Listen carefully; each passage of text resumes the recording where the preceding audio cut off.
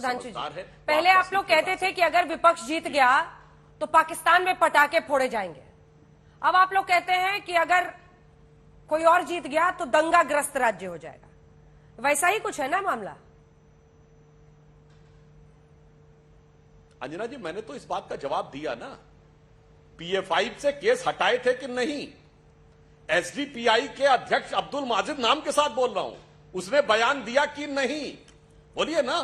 और इनका स्टार प्रचारक अगर अतीक अहमद, मुख्तार अंसारी, शहाबुद्दीन छोड़िए, औरंगजेब की कब्र पे जाकर मजार पे फातिया पढ़ के उनको रहमतुल्लाह अल सलेह बोलने वाले लोग अगर कर्नाटक में आएंगे तो वो कौन कौन सा मंजर लाएंगे?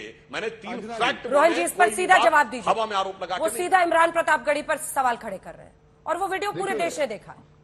हाँ, एक वीडियो भी देख लीजिए और एक फोटो भी देख लीजिए।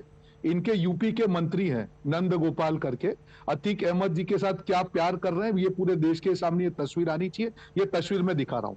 देखिए, सुधांशु जी जनरली एक अच्छे प्रवक्ता हैं, जनरली नेगेटिव बात नहीं करते। देखिए मजबूरी, देखिए आज वो इस राज्य के चुनाव के लिए चर्चा में आ रहे हैं जिसकी वहां 5 साल का इनका शासन रहा है।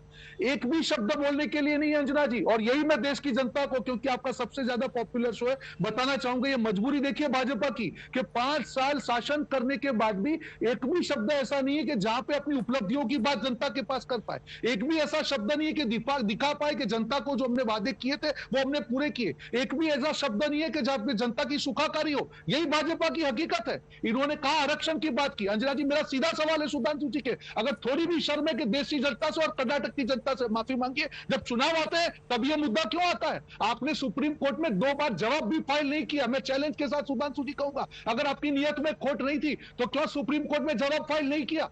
क्यों एफिडेविट नहीं की? क्यों कहा कि हमको ज्यादा समय चाहिए? अगर आपकी नियत में खोट नहीं होती और आप चाहते कि यहाँ पे लिंगायत के लिए 2% और एससी के लिए 2% बढ़े तो आप जवाब फाइल करते। आपकी नियत में खोट है। जैसे ही चुनाव आते हैं, ये आपकी 40% कमीशन सरकार की जो यहाँ पे सिचुएशन है आप जान चुके हैं। 90% अंजना जी इन्होंने अपने मैनिफेस्टो के वादे पूरे नहीं किए। मैं यहाँ पे लेके बैठा हूं उनका मैनिफेस्टो भी। सुधांशु जी, हिम्मत है चर्चा करते हैं आपके मैनिफेस्टो पे 90% वादों पे। अगर आप जवाब देते हैं तो मैं से छोड़ दूंगा राजनीति, नहीं तो आप छोड़ दीजिए। इधर उधर की बात मत कीजिए। सत्ता के रहे 5 साल, जवाब दीजिए, रिपोर्ट कार्ड दीजिए और ये सब मुद्दे बात में लेके आइए। आपकी हिम्मत है तो मैं आपको चैलेंज के साथ एक बार इस पर उनका जवाब है।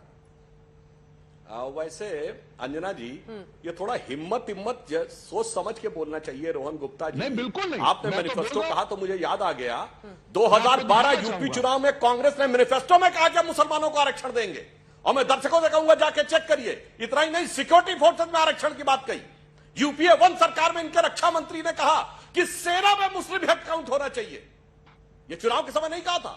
आंध्र प्रदेश के चुनाव में आपने कहा कि मुस्लिमों को आरक्षण देना चाहिए। कर्नाटक और मैंने तो कहा क्यों बाबा साहब अम्बेडकर के लिए श्रद्धा नहीं है? अब बताइए, संविधान निर्माताओं के लिए श्रद्धा नहीं है?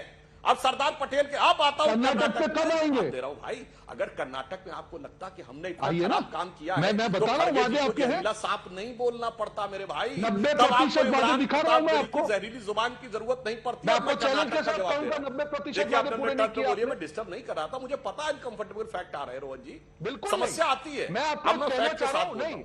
हमारे आने के बाद कर्नाटक में प्रतिपक्ष आए। हमारे आने के बाद जानते हैं कर्नाटक में क्या हुआ? पहले सिर्फ 2 एयरपोर्ट थे, बैंगलोर और मैंगलोर, अब 7 एयरपोर्ट थे।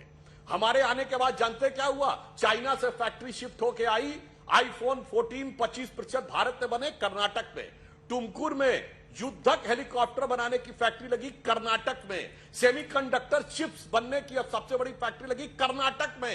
आज सुनिए, फॉरेन डायरेक्ट इन्वेस्टमेंट जो भारत में आया 2022 में, सबसे ज्यादा कर्नाटक को मिला 38%, महाराष्ट्र से ज्यादा 26% से आगे। और सॉफ्टवेयर, कंप्यूटर और आईटी में जो फॉरेन डायरेक्ट इन्वेस्टमेंट आया 53% कर्नाटक में आया। आप बताइए आपने क्या किया अपने जमाने में? पूछना चाहता हूं। चलिए, मैंने तो ये एक पॉइंट गिना।